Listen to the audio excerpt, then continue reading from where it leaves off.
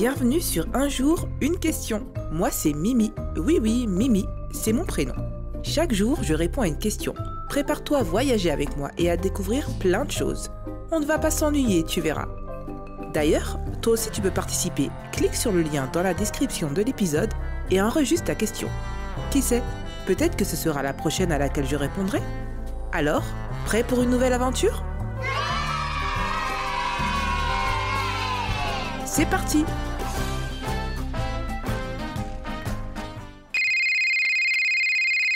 Bonjour Mimi, je m'appelle Ambre, j'ai 10 ans et j'aimerais savoir, est-ce qu'un jour l'IA va être plus intelligente que l'homme? Merci.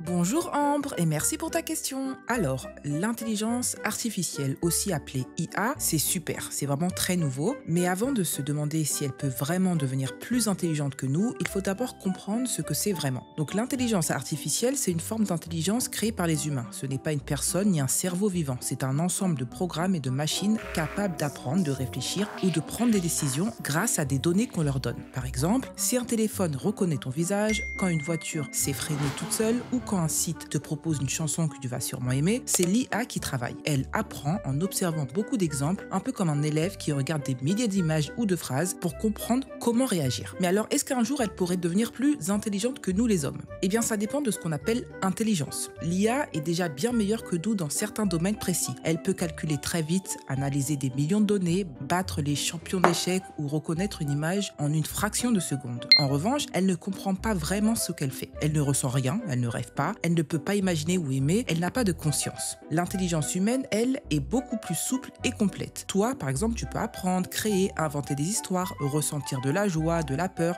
ou de la curiosité. Tu peux aussi t'adapter à une situation nouvelle, ce que les machines ont beaucoup de mal à faire. L'IA, elle, reste bloquée si on ne lui a pas appris à gérer un cas particulier. Beaucoup de scientifiques travaillent aujourd'hui sur ce qu'on appelle une intelligence artificielle générale. Une IA qui pourrait raisonner presque comme un humain, comprendre, apprendre seul et même discuter naturellement. Mais pour l'instant, ce n'est encore qu'un rêve de chercheur. On en est encore très loin. Et même si un jour une machine devenait capable de réfléchir plus vite que nous, elle ne serait pas plus intelligente au sens humain du mot. Parce que l'intelligence, ce n'est pas seulement savoir ou calculer, c'est aussi savoir aimer, choisir, créer et comprendre les autres. Et ça, aucune machine ne peut le faire à notre place. D'ailleurs, la toute première idée d'une machine pensante remonte à plus de 70 ans quand un scientifique britannique nommé Alan Turing a imaginé un ordinateur capable de réfléchir. C'est un peu grâce à lui que tout a commencé. À demain pour une nouvelle question. Un jour une question, du lundi au vendredi. Avec Mimi, les idées se mettent à danser. Des pourquoi rigolos, des comment rigoureux. Des petites merveilles, des trucs mystérieux. Pose ta question, ferme les yeux et laisse Mimi t'emmener un peu plus loin, un peu mieux, car chaque jour c'est le moment rêvé pour s'émerveiller, réfléchir et s'amuser. Na na na na na na na. La la la na na na na na. La la la na na na na na. Na na na na na na na.